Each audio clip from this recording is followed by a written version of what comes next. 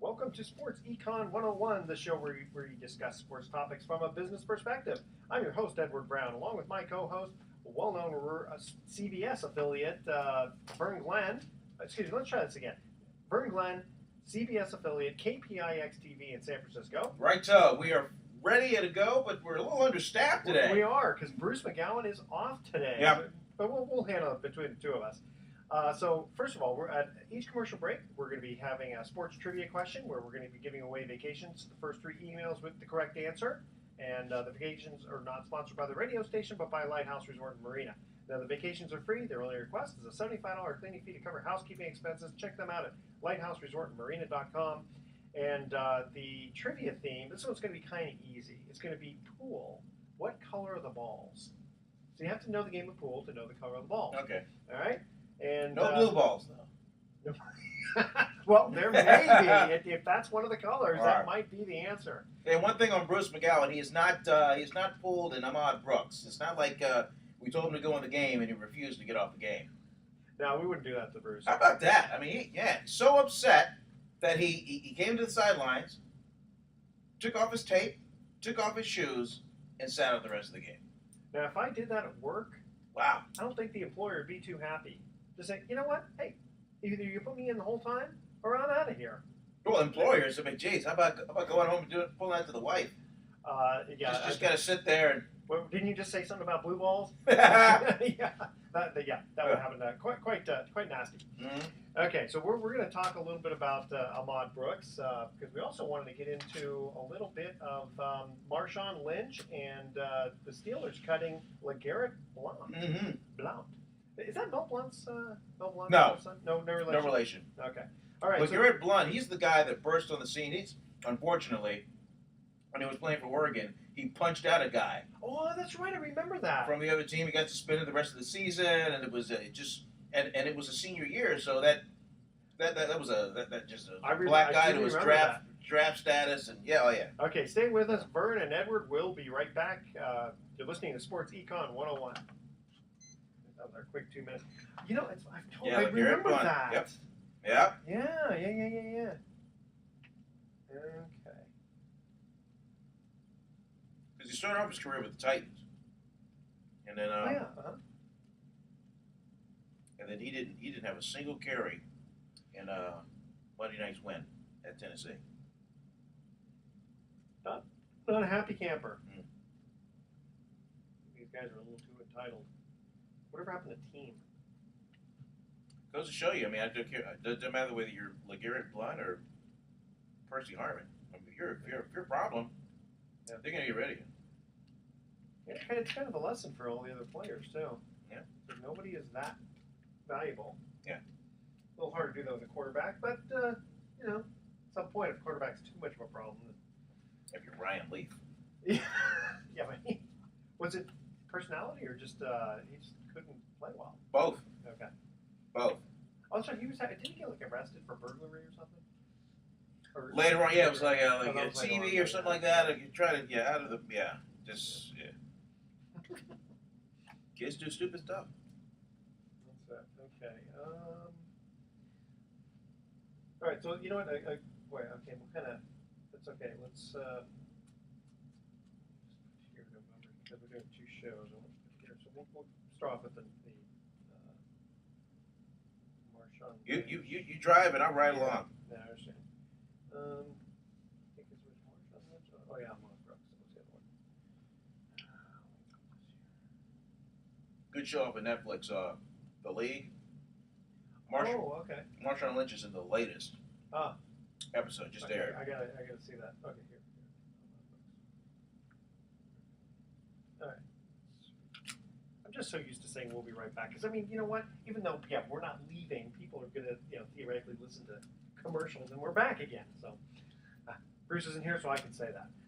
Okay. You can say whatever you want, man. You're the host. There you go. Okay, we like that. All right, here we go. Welcome back to Sports Econ 101. Edward Brown here, along with Vern Glenn. Hello, America. How are you? Okay. So, Vern, let's start off with that Ahmad Brooks. He takes himself out of the game. He's benching himself. Well, he's got a problem over playing time. He thinks he's an every down defensive player, and he may be. Yeah. And he's really had some clutch plays. I mean, he's the one that caused the fumble to kind of seal it for the 49ers in New Orleans last week. But I can't think of any of the 32 teams that don't have some kind of issue with a player that feels like he should be playing more than he's playing. Hey, they're in the NFL. There's a reason for that. Right. So Ahmad Brooks probably felt like, hey, I'm making pretty good money. I'm doing my job. Yeah. And then they got a younger guy who's been around maybe a couple of years. Yeah. Who's the player? Who's getting more playing time than I'm getting. Yeah. And that's just not right. Which player? Aaron Lynch. Okay. Where's number 59? He's another linebacker who makes a fraction as much as Ahmad Brooks. There you go. So you know finances the way they are. I mean, you look to next year. Maybe you get Ahmad Brooks off the books, and then you got Aaron Lynch, who really is an effective player. I mean, he's really good. And he'll be looking for those big bucks himself. Yeah, but it'll be a few years before that happens. So I rarely do you see in this day and age of job security. And yeah, I know the players' union is really strong, Edward, but for a player to just earlier in the game come out and just take off his shoes, take off his. I mean, that's got to be. It just said, I'm not going back in. I mean, that's got to be. I'm thinking, okay, the owner's going to be upset. Harbaugh's going to be upset. The players are going to be upset. I mean, that just can't bode well for Ahmad at all. Well, I mean, if you're running the team, if you're Chet York, you just say two words: handle this. All right, and then so it's up to Harbaugh and the rest of the staff to kind of meet with him. And in the press conference, Harbaugh did say that we've met, we were going through things, we've resolved it, and we're moving forward. We need Ahmad Brooks to win these playoff games, should we get in the tournament. So, in Harbaugh's eyes, that's the end of it. Now, what will be interesting will be when the media is given access to players before the next game, and if they make Ahmad Brooks available, or if he's willing to speak. He didn't talk after the game. He just saying, well, I'll just talk to you later in the week. I'm a little emotional right now. So I can't wait to see how it unfolds. Can't imagine. Yeah. Okay. But all still, right. I mean, you talk about players being effective, Edward, and this is for our New England audience. Yeah. I don't know how the New England Patriots do it. I mean, they got this running back named Grady that nobody outside of the fantasy football world has even heard of. Yeah. And he has a 200-yard game. Nobody heard of him. The Patriots, they just reload this talent, and they're number one in the power rankings again in the NFL. Well, you get Gronk coming back. Yeah, and he had a good year. I mean, they've got the difference between the Patriots and some of these other power teams, Arizona, the Packers. I mean, they take all three facets and they all put them together for most of the game: offense, defense, special teams. Team like the 49ers, yeah, they got a really good defense. Offense, Yeah. But the Raiders, they got a whole. They don't do anything well. Of course, 5 interceptions will help your team quite a bit. I will keep you in a game. Speaking about the 49ers versus the Giants. Yeah, and even look at that. They go to New York, they score 16 points in 3 quarters, and then have to hang on. Yeah. So so that tells you about the 49ers right there. It's a team that models its fourth period, its fourth quarter, by what they've done in the first 3. Okay. Well, let's continuing on with this theme here. Okay, so we just talked about Ahmad Brooks taking himself out of the game.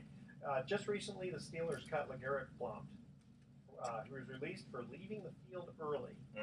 So, again, it's one of those situations where forget the team. What was his issue? He didn't get enough playing time? Playing time, I'm sure, was an issue. An NFL representative told me this a long time ago. Teams will let you see what they want you to see. So we're not at the headquarters day in and day out. We don't know. Even the Steeler media, they're there maybe 2 days a week, maybe, to talk to players and get the coaches. And that's pretty much it. So internally, they like to keep things in-house. Especially issues between player and coach. That stuff almost never gets out. Yeah. So, but for whatever reason, I mean, you can kind of read the tea leaves and read the history of LeGarrett Blount, who had his problems at Oregon. Well, will you remind us about what happened in Oregon? Punched out, I forget I think it was Oregon, Utah maybe. Punched out a guy at the end of the game, and he got suspended for the rest of the season. He gets picked up by the Titans. It just did not work out there. And long story short, he's trying to latching on with the the Pittsburgh Steelers, and he's had a few effective carries, but did not play at all in the Monday night game. Not a single carry. And then the next day, it's, well, don't let the door hit you on the way out. Yeah. I guess they're realizing you get these problem child athletes, and you got to get rid of them, or else it's a cancer. Well, I mean, again, the players know that they're backed by the players' union, and when something like that happens, they'll be strong enough where if there's another job out there to be had, then a guy like Blount, because it's all performance based. Yeah, if another team needs a good running back, they get a shot. It may not be this year because we're going to week 12 now, so a little late in the season to pick up a player to kind of learn the scheme, especially unless they've been with them on a practice squad or whatever. It's just tough. So what is he going to do? I think on the nature of this release, he gets his final game check and whatever money he's earned, and then that's just about it for him because we're past the trade deadline. Can't deal him. So for the rest of the season, he just he is home for the holidays, Edward. Home for the holidays. But I'm sure he's not too happy about that. No. So that also kind of moves into like Marshawn Lynch not joining the team in the locker room during halftime. Just saw him on an episode of The League on FX, season 6, episode, I don't know, 10, 11, whatever. But he's got his little beast mode shirt, and it's some scene where he's dealing with one of the characters there. It's a nice little cameo appearance. Oh, look at that! There's Marshawn Lynch, who, by the way, wants to play for the Oakland Raiders. Really? Badly, yeah. Badly. Because he comes he's from Oakland. Okay. Always loved the Raiders. Wanted to play for the Raiders before he signed the last big contract. His agent talked him out of it because he said, "Hey, look, Marshawn, if you come to California, you're gonna be paying all those taxes, man. Yeah. Stay in Seattle, sign that big deal, and then after that, after you've made a little money, got a little foundation of some dead presidents to lay on." Yeah. Then, if you want to come back to California, then go ahead. Well, then also he played for a little bit of a better team with Seattle than he did with Oakland. Got a Super Bowl ring, but then we're hearing stories about him, taking shots at Russell Wilson, saying he's not black enough. What is that? I know. Anyway, I hate that. Yeah.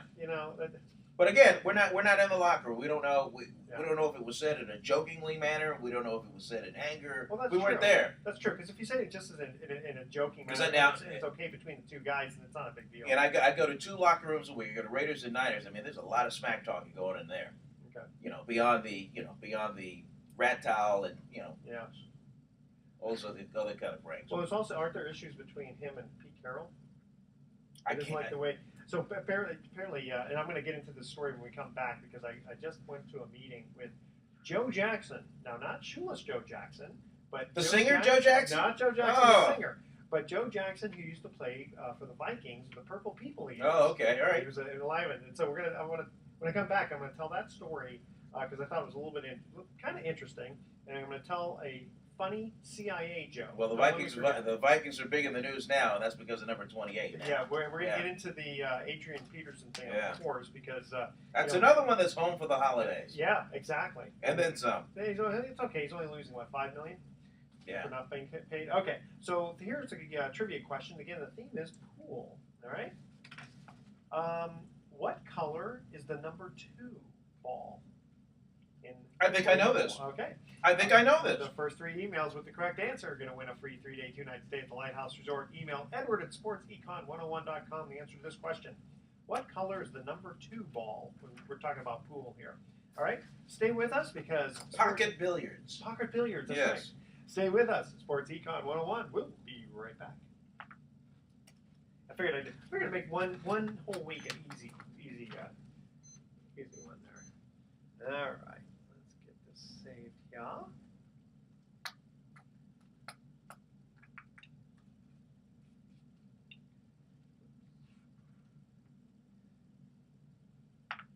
Sometime I want you to go on TV and just to be talking.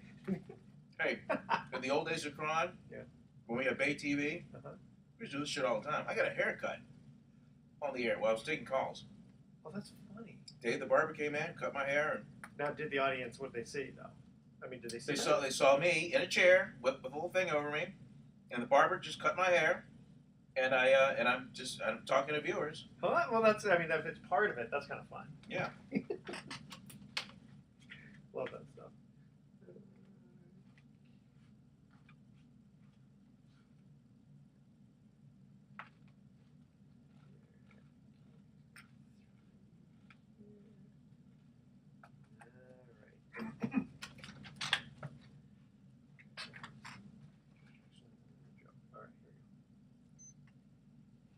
Welcome back to Sports Econ 101. Again, I'm Edward Brown, your host, along with Vern Glenn. Mm-hmm. And here's our trivia question. Again, the theme is pool. What color is the number 2 ball? My guess is yellow. No. Blue. Yes. All right. Okay. Back to the blue balls again. All right. Okay. Now, when we just before we cut out, excuse me, I was saying that I had met Joe Jackson. It was kind of a neat little, sort of more of an evangelistic situation because that's where he's in now. He's quite a evangelistic minister right now. And Really, he's got the black suit, the hat, and the little Bible. This was a men's group Under the tent. But yeah, pretty for the most part. Yeah, there was a men's group, and so he was telling us the story about how he had tried to renegotiate his contract. This is, I think, when they had just before they got to the Super Bowl against the Raiders, 77. Okay. Right? And so he tells his agent, he goes, "Hey, come on, go renegotiate my contract." And the answer from the Vikings is, "Does your boy know how to read?" Oh. I mean, they just said, "Listen, basically, this is what the contract says. You signed a contract, you played for it. You know how to read? Play for it. Mm-hmm. That's it. We don't renegotiate contracts." So I kind of look at this and I say, well, what is this deal about renegotiating contracts? If you sign a contract, why don't you just fulfill it? And then you do, if you do well enough, like let's say Buster Posey gets this monster deal, right? I mean, that's okay. Or maybe they give you bonuses, but don't renegotiate while you're in the thick of it. I think everybody looks at the numbers, and part of this is the agents doing when it talks about who's making who and who gave who what contract and all that kind of stuff, and and if you have a player that's not like Madison Bumgarner, made what base is like 500,000 or something like that. Yeah. But no, I'm just kidding. But he reaches all of his sentence, and he makes $1.5 million or $3.5 million by the time it's said and done. But still, I mean, if you took his numbers and stacked them up against Clayton Kershaw, you'd be like, hey man, you gotta now Bumgarner's like that, but there's other players and agents that are like, hey man, you gotta tear up this contract. You gotta give him a new deal. He's undervalued. He's not getting fair market value. Even if you do that the next year, that you say, listen, you did so well. Next year we're going to give you, a Giancarlo Stanton's type contract. I mean that's okay, but don't do it while you're. I mean, what happens if a guy you give him $50 million and he does lousy? Do you renegotiate that? But what's the number one job of an agent? To get as much money for his player. Exactly. Every red penny that he can for himself. For himself and for his client. Yeah. So I mean, the guy's just doing his job. Okay, we're going to take this is a quick joke break. All right, I heard this joke I thought it was pretty funny. It has nothing to do with sports, but it's a fun joke. All right, so these two guys and a gal are trying to get a job with the CIA. So they're in the interview, and the guy who's in charge gives the first guy a gun, and he says, "Okay, behind this door number 1 is your wife. You got to go in there and kill your wife." So the guy goes up to the door, and just before he reaches the handle, he says, "I can't do it." And comes back. All right. So he goes to the second candidate. Second candidate, and he says, "Okay, door number 2 is your wife. You got to go in there. Here's the gun. You got to go kill her." He goes into the room, closes the door, but then immediately comes back and says, I can't do it. Couldn't pull the trigger. Couldn't do it. Couldn't do it. So now he's got the lady who's trying to be... All right, the young lady, okay. CIA agent, right? Says, now, behind door number 3 is your husband. Here's the gun. You got to go in there and kill him. She goes there, closes the door. You hear bang, bang, bang. Then you hear all this wrestling and stuff going on. She comes back about 2 minutes later, and her hair's all messed up, clothes are all messed up and everything. What happened? She goes, "Well, this gun you gave me had blanks, so I had to beat him to death with a chair." Wow! I'm sorry, You're hired. You're hired, exactly. I don't know why. I love that joke. Okay, I'm sorry. I thought that was kind of. It's a good joke. Good clean joke. You like that? Good? Yeah, fairly clean. And my wife. May I steal that one? Yes. Okay, great. Yes, you may. Okay, I got one other joke. I'll tell you at halftime here. All right. Okay. So now let's. What are we moving on? Okay, I've had this in. Well, I'm sorry. Before we went on the air, you were talking about Pablo Sandoval and his offer. Yeah, the Giants have reportedly offered him 5 years, $90 million, which is pretty good. Low, but he's how old? Well, again, it's a negotiation, right? So they gave him a qualifying offer first, which he rejected. So now this is the big offer. What was the offer that was? Qualifying offer was like 1 year and $15 million, something like that. Okay. So he rejected that, and then the Giants. I thought the Giants would have waited until the Red Sox fired the first shot, but they didn't. But it came out that the numbers were 5 years and $90 million. And Sandoval was looking for a 6-year deal in the north of $100 million kind of range. But again, it's a negotiation. Throw the numbers out and let Pablo kind of sit on it, chew it, kind of figure it out. Accepted it. Or we said You never know. I mean, he could come back and go, yeah, you know what? That's enough.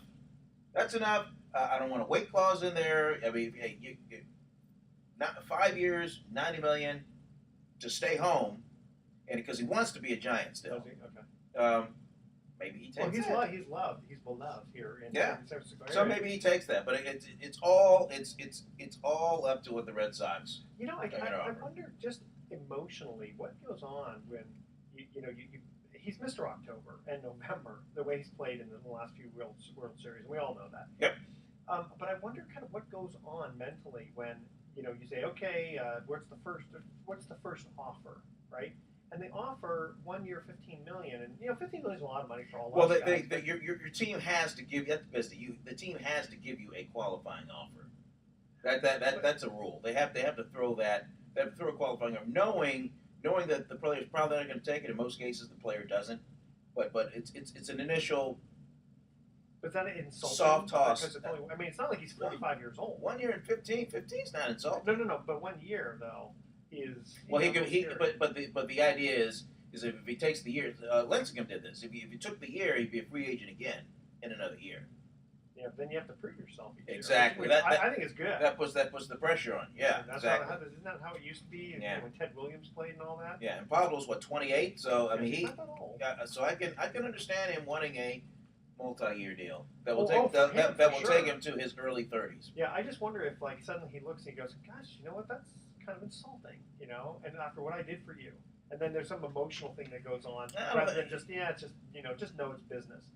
Probably his agent probably tells him, listen, you know what? Even if they offered you, $300,000 for playing for a year, don't worry about it. Don't take it personally. It's just sort of how things. Some teams will make an offer knowing that the player, knowing they have no shot of taking the play, but they just throw it out there just for the heck of it.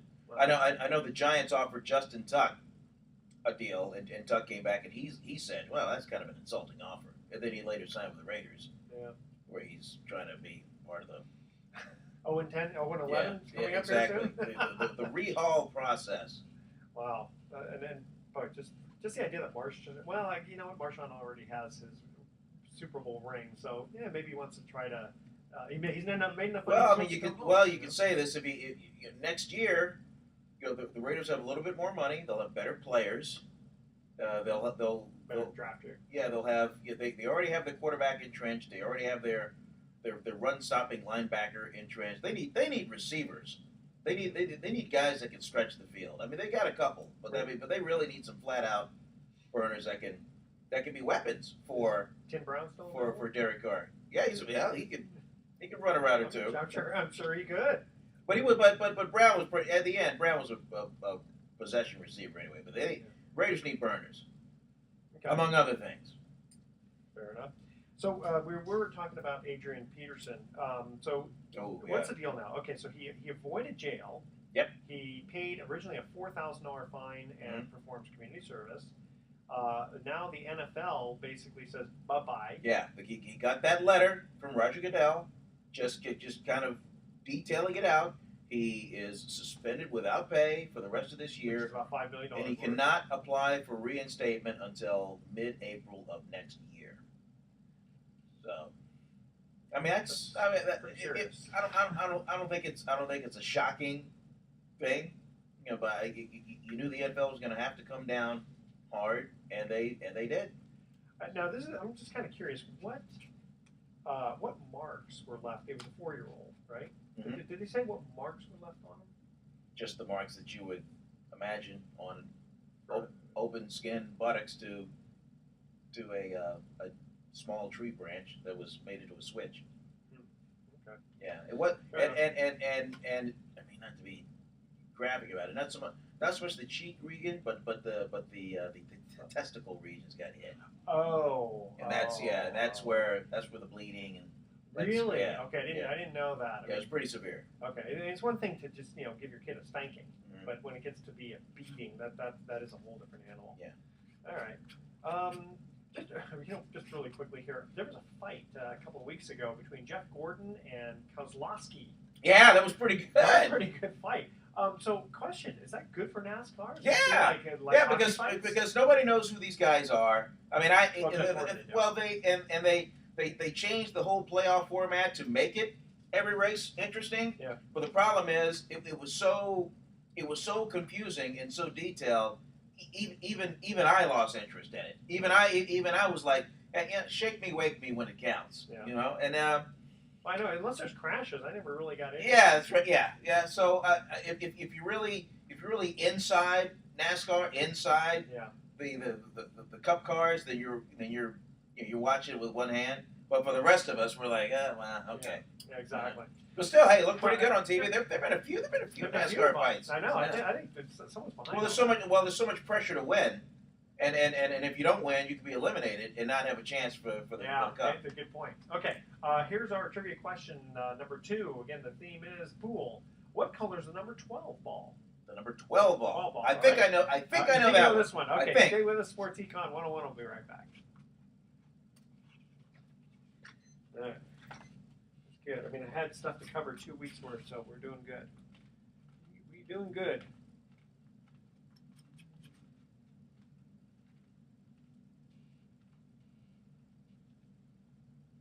Yeah, listen, you know what? We used to spank the kids. Not with our hand. We had like a wooden spoon. I got the belt. From Dad. Oh, I got the belt. Yeah, I never use the belt. But we had like a wooden spoon, and only tried not to do it in anger. And, try to let them know why they were getting it. Mm-hmm. And, you know what? When you do it when they're young, and you don't beat them, of course, you don't leave marks or anything like that. You know what? You don't have to do it often. And it's very effective. It is. You 1 or 2 times, and you don't stray. Yeah, exactly. And after a while, it's just like, listen, you don't want to have to get a spanking. No. What do I need? Because they know. But this, trying to reason with a 3-year-old. Now, don't run across the street, little Johnny, because it's dangerous, See,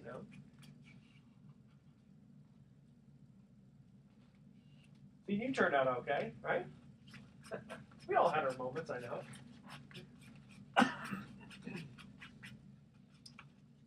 Okay. Right. Welcome back again, Edward Brown, your host. We're on Sports Econ 101, along with Vern Glenn, good friend. Yeah, Bruce McGowan is off. Okay, so the trivia question was pool. There is pool. What color are the balls? So here was the number 2 question. What is the number 12 ball? What color is My guess is beige. Purple. Purple. Got it wrong again. Well, I'm sorry. I should have made these a little easier. That's okay. All right. So now photographic memory is failing me. All right. Okay. So moving on here. Now this is very weird. All right. But Jose Canseco was recently in the news, and the reason apparently is because he shot off his finger at one point with a gun. I don't know. There's some hunting accident. By accident. Yeah. That's what he says. Yeah. Okay. And then it got reattached, and then he was playing poker, and somehow it fell off. And now he's selling on eBay. He's trying to sell on eBay the finger and the gun. Wow. Hey, you know what? There's some crazy people in America. There's some crazy folks out there. and there just might be, one. Wait, you mean one person? Wait, you're not going to bid on it? No, it'll probably be some guy named Cletus. Hey, look at here! Hey, let's get this here again. Look at hey, Jose Canseco finger. Yeah. Well, I hope it doesn't lead people to shoot off someone else's finger and try to sell it, saying it's his or something crazy. No. You never know what people are going to do. All right, moving on here. But the finger is a fingerprint, so you can authenticate. Oh, very good point. Yeah. Very good point. Okay, so now the Cowboys, concerns over giving Dez Bryant a big contract due to off-the-field concerns, anger management. Yes. And apparently assaulting his mother in 2012. and he agreed to avoid alcohol and avoid visiting strip clubs. That's right. Now, I wonder how many players have that kind of contract where you have to agree to avoid alcohol, strip clubs, and who knows what else. Well, every player has a standards of conduct contract. True, but I mean specifically to this one, specific. Well, I mean, it's if you want if you want the big money, you got to do what the team says. Yeah. And these. I mean, he really didn't have a leg to stand on because everything he's done is a matter of public record, and so there's no negotiation on this one. I mean, hey, this is it. Well, I guess what happens, they find out ahead of time. They go, hey, you insulted your mother in 2012. We think you're a problem, so you're going to have to sign this contract that says you're going to have to avoid this. Let me tell you something about the NFL. They're like the mob. They find out everything. It's like the FBI. They find out if you fell and scratched your ankle in the second grade, they know about it. Well, it's unbelievable. And it's funny because that kind of stuff is important because injuries for future. Well, I mean, it's big business. I mean, they're making an investment on you. Yeah, absolutely. And the question is, hey, do we want to deal with the head case versus what the numbers this head case can put up? And so far, the Cowboys have been willing to live with that kind of risk. What are they, like third, fourth? I think they're fourth maybe even fifth in the NFL power rankings. I mean, since that early loss to the 49ers, I mean, they've turned it on. Yeah. They had a bye week. They had a bye week, so they'll be even stronger than ever heading into week 12. So what do you think about now Carson Palmer? He tore his ACL. Yeah, it's sad, man. He was having a great year. Yeah. Well, what do you think is going to happen to the Cardinals now? Well, they got a great backup, and this is a guy. God, name's listed. The guy was a backup in Buffalo. The guy was a backup with the Jets, and now he's been a backup with the Arizona Cardinals, and he has not lost a game as a starter for the Cardinals. So this guy is lights out. But the thing that really helps the Cardinals, which are number 2 in the power rankings, by the way, behind New England, is they got an awesome defense. They got an awesome defense, and their takeaway ratio is high, and that's what's been able to keep them in the games. And I guess offensively, the other concern is Larry Fitzgerald. He's got a knee issue. He says he's going to keep playing, but he's got a slight tear in his ACL, and but he has said that he's going to play on this week because they got a big one at Seattle. That's one of the 2 big games headed into the weekend. Okay. All right. Moving on to the NBA here. I actually tell you what. Let's go back to baseball for just a minute.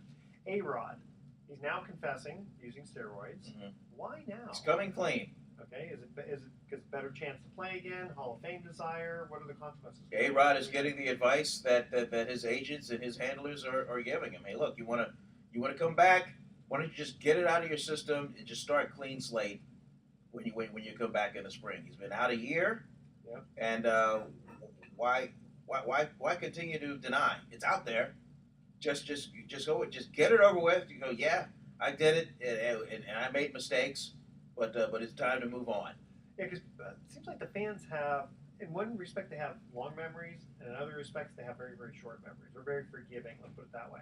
Problem is that he's old enough now where he doesn't have that many more years left playing. No, he doesn't. It'd be one thing if he had another 15 years to go, then you could easily forget about what had happened. Well, and now that all this stuff is out of his system, now the question is, he's older. How productive can he be? What kind of numbers can he put up? Now, if he goes out there and goes 3 for 5 every game, a couple of bombs, whatever, then great, terrific.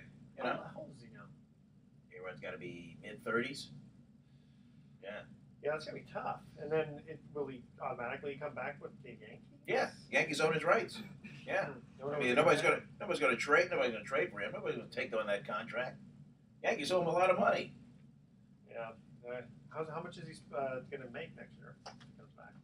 I don't know what his base salary will be. But the Yankees own like $60 million. Well, yeah, because it was he made $250 million for a 10-year contract. And yeah, the $252 that he signed with the Texas Rangers. But when you get traded, that team has to take on your contract, or at least part of it.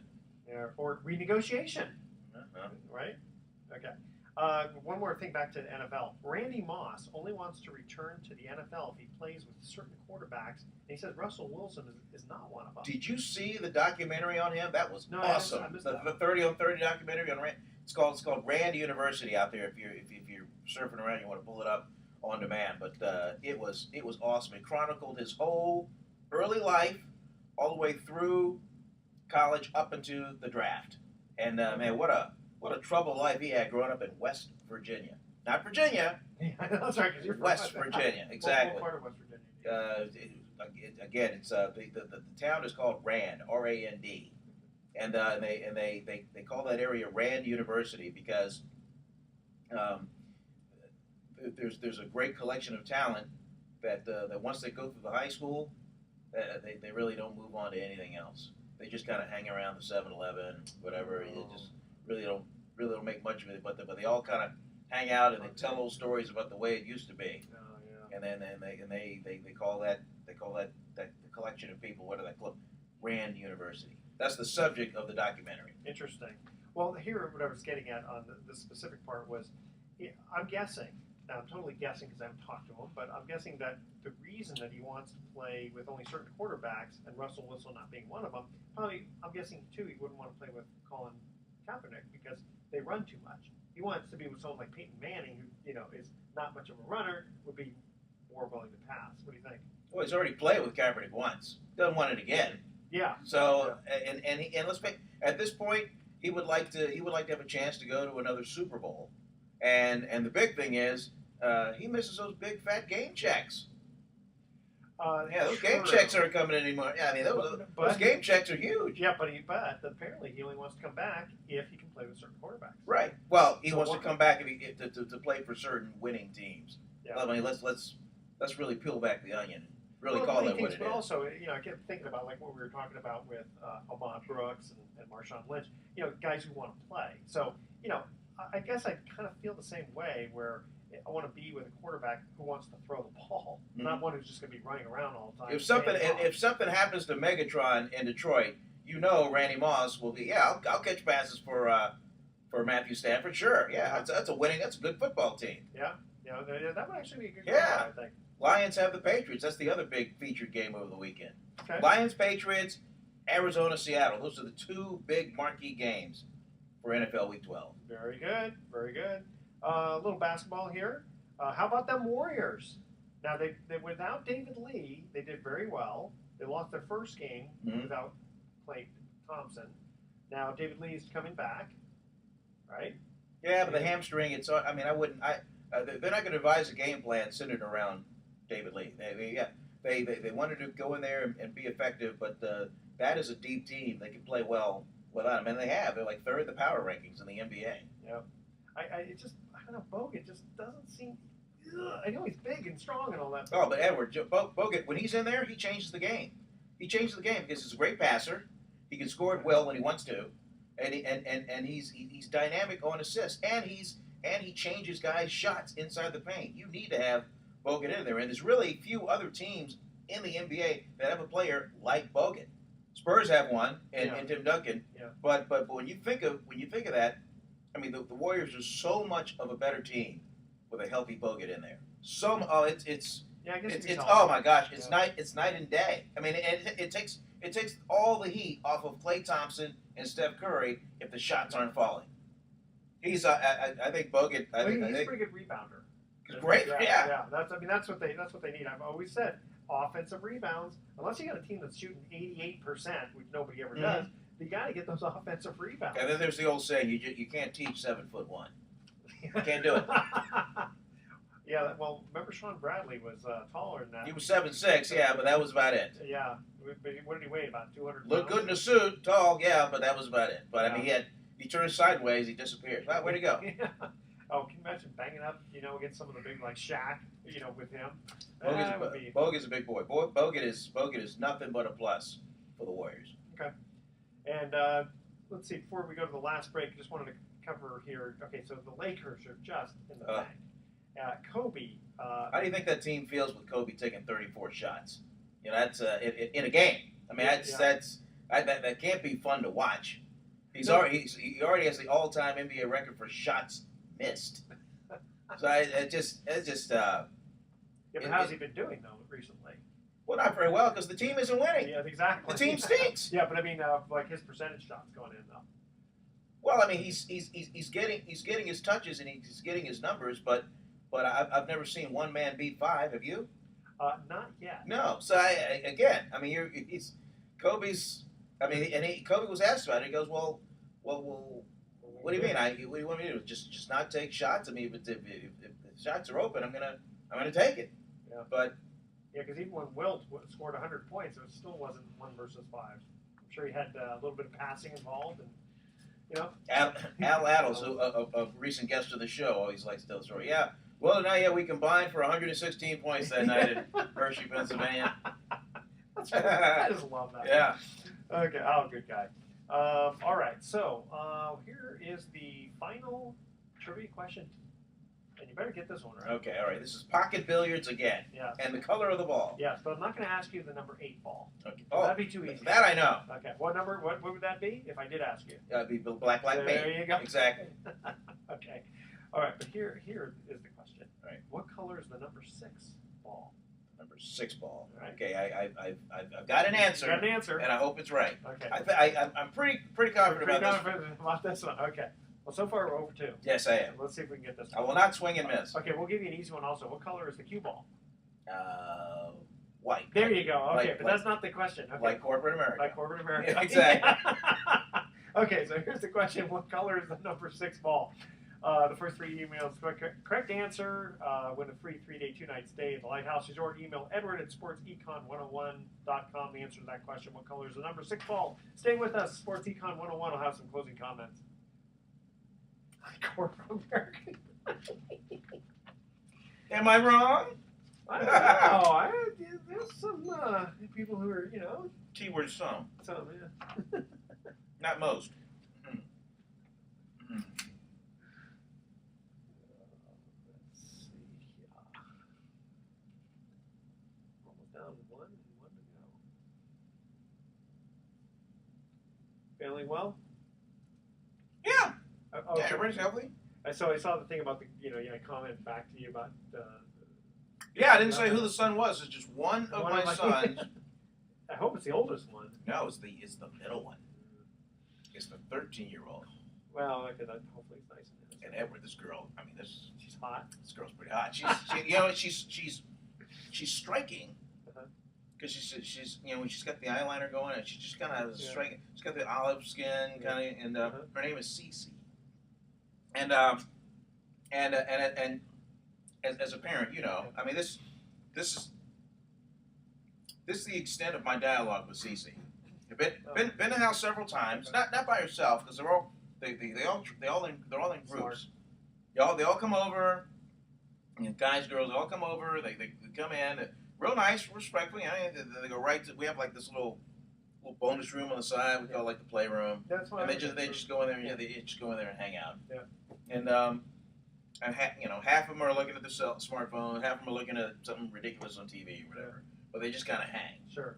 So anyway, this young lady is relatively new student. She's related to another student that's all part of this social group, and for whatever reason, because I mean, Jake's of the 3, Jake's the walk in a room, light it up, tell jokes.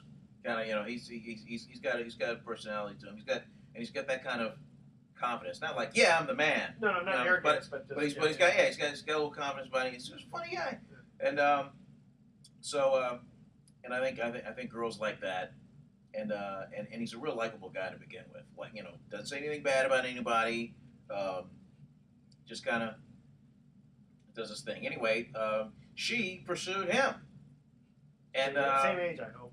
Yeah, they're all 13, 14, Okay. and but they don't really do much. They just kind of hang. I think she treated him to not Smash Burger. She treated him to Super Duper. Okay. Super Duper is it's like a burger. It's like a high end. It's in Mill Valley. But I mean, so they don't they don't go on any formal dates. They don't go to the movies or anything like that. And if even if they did go to the movies, it'd be in a pack That's good. of people. So, Smart. but this is like the third hot girlfriend he's had. It's I was amazing. too nervous. And my other two sons, who Zach's kind of type A. I wouldn't say he's an introvert, but he's not a life of the party kind of guy. My youngest one, Nick, is to a degree, but he's so young. He's just but the boys are amazed. They're like, God, Jake, God, he picks his nose. How could you like him? How could he farts? He kind of how does he? He's gross. They just because they have to live with him. Yeah. But Jake's starting to fill out a little bit. He works out every night. Before he goes to bed every night, does 3 reps of 8. He's got this pull-up bar in the door. Yeah. He pulls 3 reps of 8 every night. That's it. And you just notice certain things like he Take showers more. he's really into the hygiene. Good. He wants to smell good. Good. He's real conscious about his breath. Let's make sure it smells. Yeah, he's really like about it. And so he's into he's into the ladies. I like that. I know. Well, Christian's got he's got this. Oh yeah, you're gonna meet the young lady when you're yeah. So he posted a picture on Facebook and he said best 4 months of my life. It's a cute picture of the two. Excellent. I wrote back. I said it'll be good to meet Cassie. This next week. And oh, by the way, yeah, Christian will be nice to see you too. Oh yeah. He knows my humor, so so yeah, it'll be kind of fun. She's a cutie. She's going to go on to medical school, so they kind of know that it's going to be we'll kind of have to see what goes on. Nice Jewish girl? I don't think so. I don't think she was. I think she was like raised Catholic or something. Okay, all right. You good with that? Yeah. Okay, all right. Yeah, no, it's finding a nice Jewish girl is tough. I go to Israel for that. God, I remember. And they're all kind of. I remember. When I remember in college, there was this girl named Amy Freelander, and she was like, it's as close as I've ever come to even thinking of what it would be like to date a porn star. I mean, this girl, she just wanted it all the time. Really? Just all these positions. I mean, it was just unbefreaking-believable. She was always ready. Up Jewish legalism. Oh my God! Yeah, and I'd be like tired. She'd get upset. Well, what do you mean? She'd be like, just bang me the fucker. It was amazing. Stud. I don't know what ever happened to her, but gee, holy smokes, man. Yeah, I only had one person. She wasn't really a girlfriend, but one of those physical relationships. And it's funny. Oh, this is so cool, but it gets old kind of fast. After 6 years. No. All right, we're gonna see if we can answer this trivia question. All right, here we go. All right, ready? Well, welcome back to Sports Econ 101. This is the last time for this show. I'm Edward Brown, your host. I'm here with my famous co-host, Vern Glenn. Down the stretch he comes. Yeah, that's right. Okay, now we're going to see if you can get this All question. right. Trivia I theme visualize it. I hope I'm right. Trivia theme is pool. All right. What color is the number 6 ball? My guess is red. No. I'm going to have to get you a pool table for your birthday. It's not orange. It's not orange. Orange would be number 5. And red would be number 3. 6 is not red. Gosh. No. What other colors? You're running out of colors, my friend. Orange. No, wait. Think of money. It's green. Green. That is correct. Yeah, the color of your shirt. Wow. All right. Yeah, pretty close. And it's a little deeper. A little deeper green. A little deeper green. Okay, so here's our thoughts for the day. In 1859, all right, Amherst played Williams in the first ever intercollegiate baseball game. Amherst won 73-32. That's a big baseball game. Wow. And I'm sure they scored. It used to be like the first team to 21 used to win a game. And I think back in those days, didn't you instead of gloves, wouldn't you feel the ball? Wouldn't you have to like hit the guy with the ball? Oh, you could. That's right. Yeah. That's how you can get somebody out, but you still have to field it, though, right? Yeah, you got to field it, but instead of throwing it first, you could just bean the guy. And I'm trying. And Yeah, he'd be out. that's right. And I'm trying to remember the ball wasn't made the same. In like the 1890s, I think is when they came up with the ball being the way it is now. Yeah, Or 80s. I don't remember. Can you imagine the classic Rawlings stitching on the ball in 18? No, not quite. No. Okay. And a Formula One steering wheel has more than 35 switches, buttons, and lights. Now, how can a guy drive 200 miles an hour and look at the steering wheel while trying to figure out what's what? Wow, man. Well, jeez. It kind of looks like a video game. Yeah, but Controller. At 200 miles an hour, though. Let's see. I wonder what this button does. All right, tune in next week to Sports Econ 101. Why? Because we're going to be discussing sports topics from a business perspective and giving away more free vacations for answering sports trivia questions. Thanks for listening. On behalf of our team, I'm your host, Edward Brown. We'll see you next week. Good night, America. So long. Good.